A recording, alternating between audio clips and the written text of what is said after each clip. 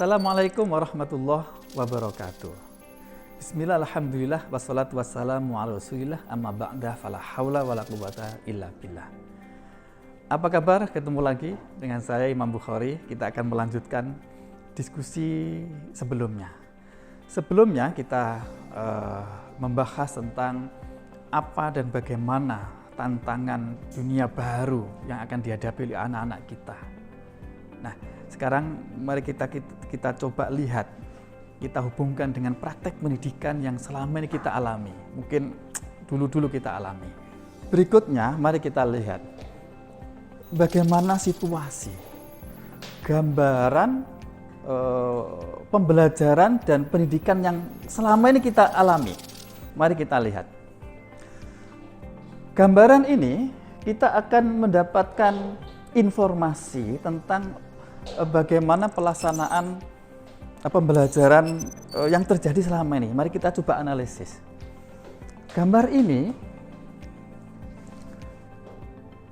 kita coba memaknai betapa anak-anak kita selama ini dia belajar di dalam kelas. Ibaratnya dia harus menguasai semua materi pelajaran yang oleh gurunya ini digambarkan seperti ada selang-selang ilmu pengetahuan yang harus dikuasai oleh anak. Disalurkan dari gurunya, disalurkan pikiran, otak anak. Semua mata pelajaran. Anak dijadikan sebagai penampung ilmu pengetahuan. Apapun yang diajarkan harus dikuasai oleh anak. Apapun karakteristik anak, pelajaran apapun dimasukkan oleh guru untuk dikuasai oleh anak. Kurikulum berbasis materi. Kalau toh ada anak yang ingin melihat perspektif baru di luar sana, bisa jadi anak itu segera kemudian ditarik untuk bisa menyesuaikan anak yang lain.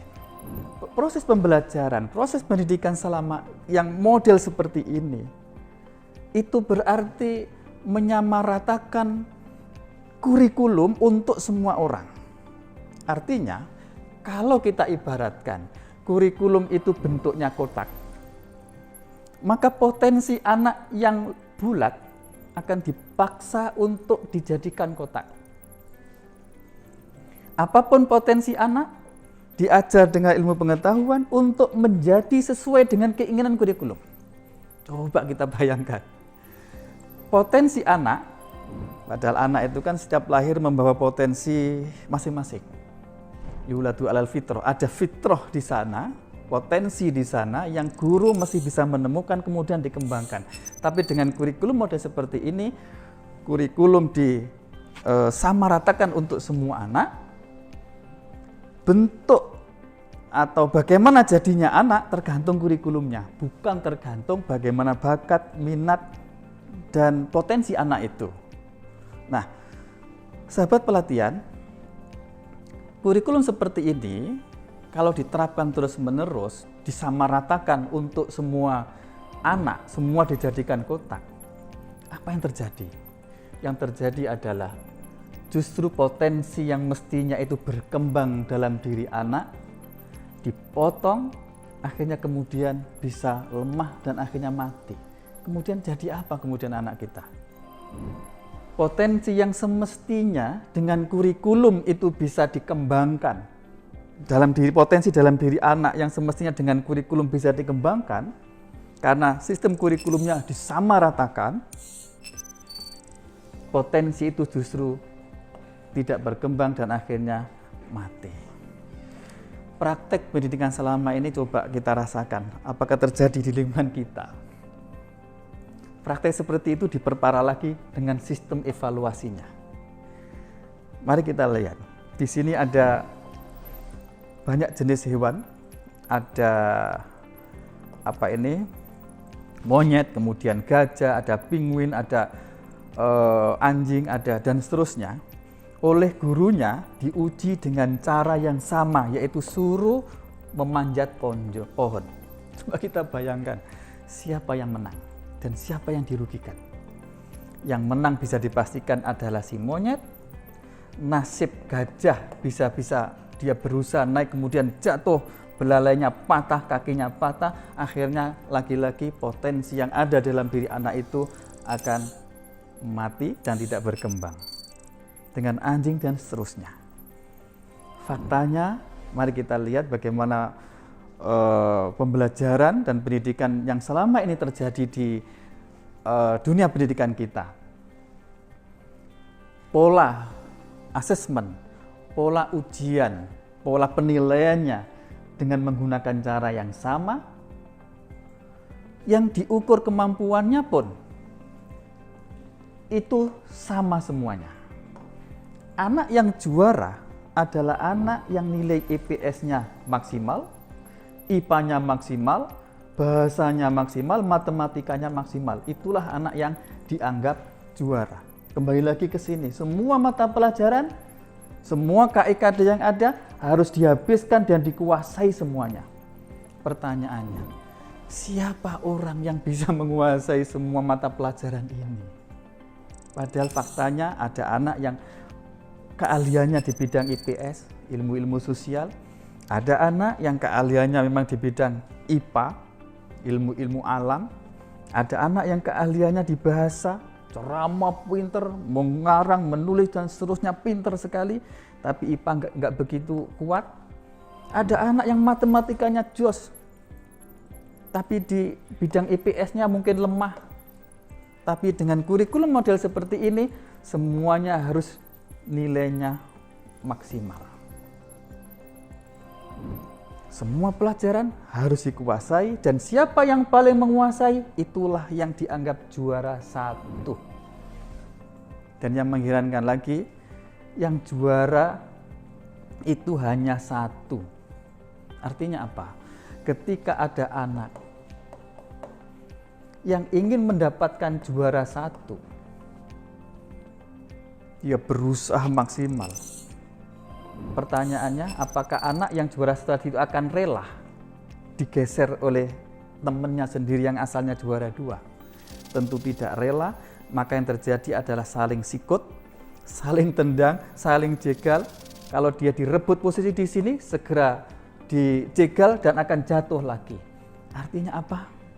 Sahabat-sahabat semuanya, artinya sistem pendidikan kita mengajarkan atau membentuk anak-anak kita punya karakter untuk tidak berbagi kepada orang lain, untuk saling bersaing dengan orang lain, untuk saling menjegal, saling dan seterusnya. Sobat pelatihan yang berbahagia, coba kita pikirkan. Bagaimana kalau sistem pembelajaran, sistem kurikulum, sistem pendidikan kita seperti ini kita biarkan? Apa yang terjadi? Anak-anak kita akan stres. Betapa anak-anak kita saling jegal, saling saing dan seterusnya, stres jadinya. Kurikulum model seperti ini hanyalah akan menciptakan manusia-manusia robot, manusia-manusia yang mekanik, yang tidak memiliki jiwa, karakter yang kuat untuk siap menghadapi tantangan di abad 21, di mana tantangan abad 21, tantangan kehidupan ke depan itu luar biasa. Sekarang saja begitu banyak jenis pekerjaan, jenis profesi yang dulu belum kita bayangkan dan ternyata sekarang ada. Bisa jadi sekarang ini ada sesuatu yang belum pernah kita bayangkan. Ternyata nanti kelak kemudian hari muncul sebuah profesi baru. Kalau anak-anak kita sekarang tidak kita siapkan dengan sistem pembelajaran yang tadi, sistem pembelajaran yang membentuk kepribadian, membentuk karakter, membekali keterampilan yang mendasar. Saya ulangi lagi, keterampilan yang mendasar, bukan kemampuan-kemampuan untuk menampung ilmu pengetahuan. Kurikulum itu mestinya adalah kurikulum yang membentuk manusia, bukan kurikulum yang menjadikan manusia sebagai penampung ilmu pengetahuan. Kurikulum yang membentuk artinya kurikulum yang dengan kurikulum itu anak-anak dibentuk sesuai dengan bakat, minat, dan karakter yang ia bawa. Itu ditemukan oleh gurunya, kemudian dimunculkan menjadi prestasi yang kelak diharapkan anak-anak ini akan berperan dalam kehidupannya sesuai dengan karakter, kecenderungan, bakat, minat, dan potensinya. Kurikulum yang tidak memaksa anak menjadi apa yang diinginkan oleh guru-gurunya, tidak diinginkan oleh kurikulum itu sendiri. Tapi kurikulum yang membentuk anak sesuai dengan bakat, minat, karakter. Jadi dalam konteks ini, dalam paradigma perubahan kurikulum kita, bahwa kurikulum itu hanyalah sebagai instrumen, alat untuk mengembangkan anak menjadi orang yang sesuai dengan bakat, minat, dan kodratnya anak itu. Bukan kurikulum yang anak itu disesuaikan dengan kurikulum itu sendiri. Inilah salah satu hal yang sangat mendasar di dalam perubahan kurikulum Merdeka ini. Nah, lalu kita lihat problem pendidikan kita selama ini itu bisa kita identifikasi kira-kira seperti ini. Nanti kita koreksi ya, kita koreksi apa sebenarnya terjadi di lingkungan kita, di dunia pendidikan kita. Ada pendidikan yang model puritanisme. Ini artinya pendidikan yang di situ hanya indoktrinasi. Pokoknya anak harus belajar ini, harus begini. Apa yang terjadi? Anak terlalu serius belajar, anak dalam proses belajarnya kering, nggak ada dialog. Terus pokoknya anak itu dicekoi dengan kurikulum itu, didoktrin untuk menjadi sesuatu. Kemudian individualisme, bagaimana praktek-praktek pendidikan kita menjadikan anak-anak semakin sendiri-sendiri, tidak berkolaborasi, dia menjadi dirinya sendiri, belajar pun untuk dirinya sendiri, tapi tidak dibangun untuk bisa kerjasama dengan orang lain. Kalau toh pinter untuk dirinya sendiri, tidak diorientasikan untuk memberikan manfaat kepada orang lain. Individualisme ditonjolkan sehingga persaingan di situ terjadi, yang tadi kita gambarkan, juara hanya satu, berebut dan seterusnya. Itu adalah dampak dari pendidikan yang individualis. Ada yang pendidikan yang praktiknya model pabrik. Semua hal diajarkan sama untuk semuanya, dikendalikan dari pusat.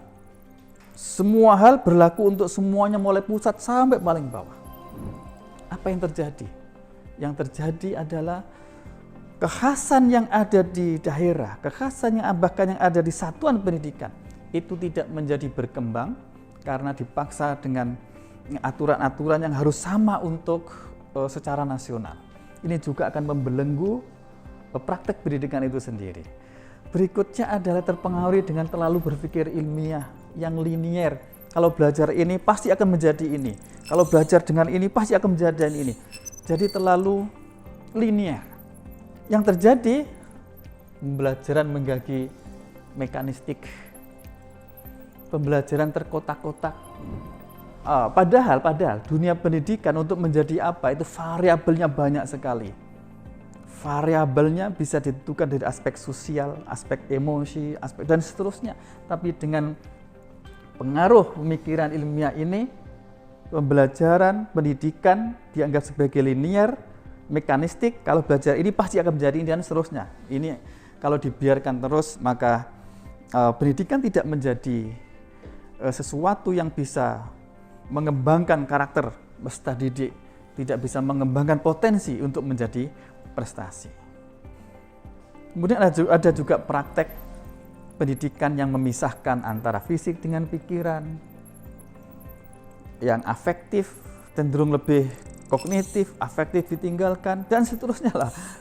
Ada pemisahan-pemisahan di sana, ada sesuatu dianggap paling penting mengalahkan yang lain. Padahal manusia sebagai manusia itu punya dimensi yang banyak dan dimensi-dimensi itu harus dikembangkan secara bersama-sama sehingga menciptakan sosok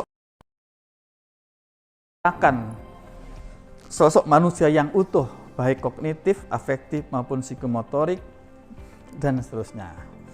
Kemudian bias gender, dominasi pria, cenderung menghargai kepada laki-laki.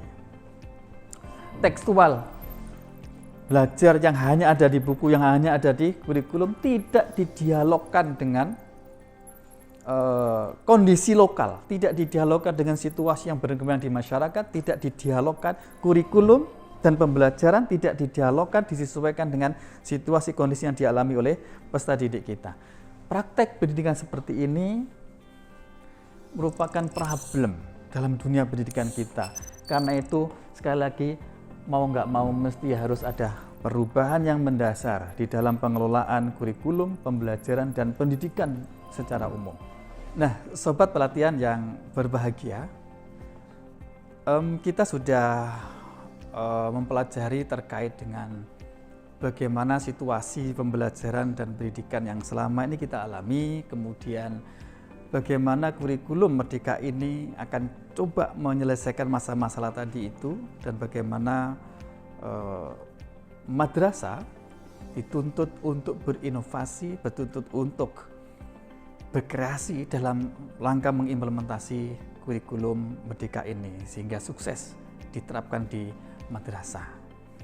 Berikutnya nanti kita akan membahas terkait dengan nilai-nilai apa yang menjadi ciri khas yang nanti kelak akan mewarnai di dalam praktek pendidikan di madrasah. Ini menjadi penting karena kalau tanpa nilai-nilai ini, maka tidak ada bedanya lagi antara sekolah dengan madrasah. Sekian, apapun semoga bermanfaat, berkah, dan untuk kita semuanya.